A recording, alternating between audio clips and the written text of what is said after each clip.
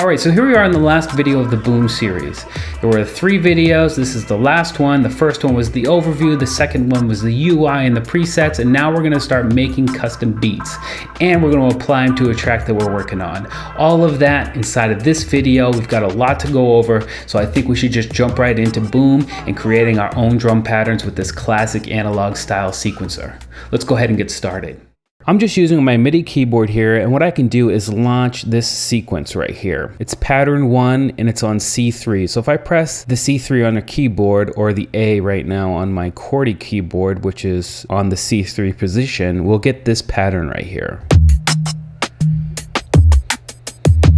And if I press the S, you'll see that it's updated to the 3rd pattern. You can have up to 16 different patterns in any one setting or any one preset of Boom. And it also shows you which key it is. So the S on my keyboard is actually the D3 on a standard MIDI controller. And what's really cool about these patterns is that they're quantized. So if I hold down A and then towards the end of the pattern I press the S, we're actually going to get a quantized shift between those 2 patterns. So let's go ahead and check that out.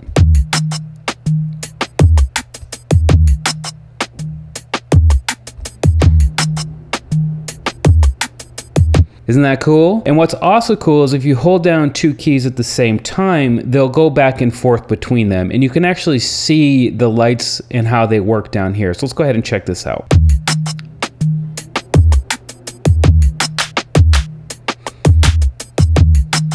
So you'll see that the number of the pattern that's actually playing is lit up. And if you're holding down more than 1 key, you'll see that the patterns are lighting up to kind of show you what's going to be happening next.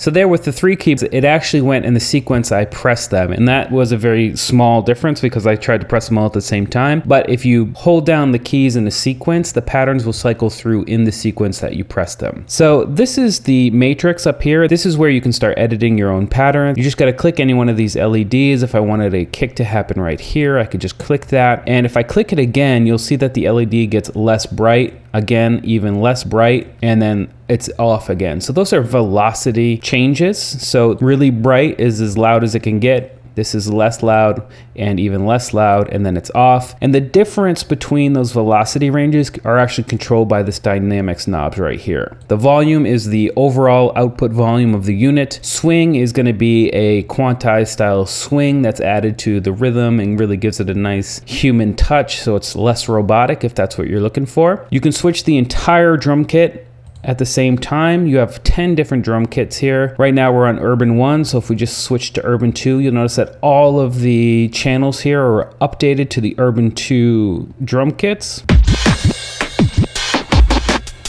That one's really not working for that pattern. And if you didn't want to switch all of the channels at the same time, you can switch each one individually down here easily enough.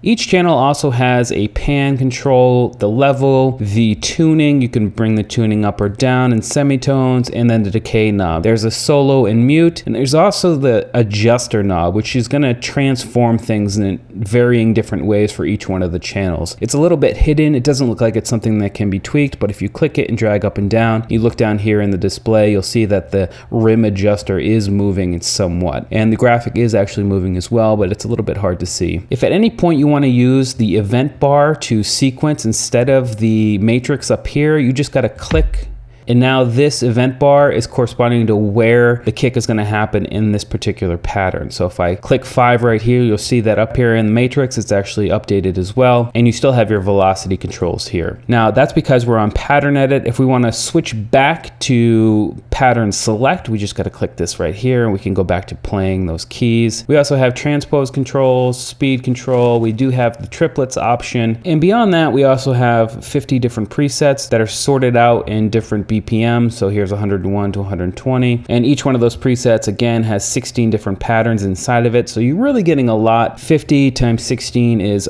quite a few, right? And not to mention the fact that you can go in and tweak them, or you can start right from the beginning.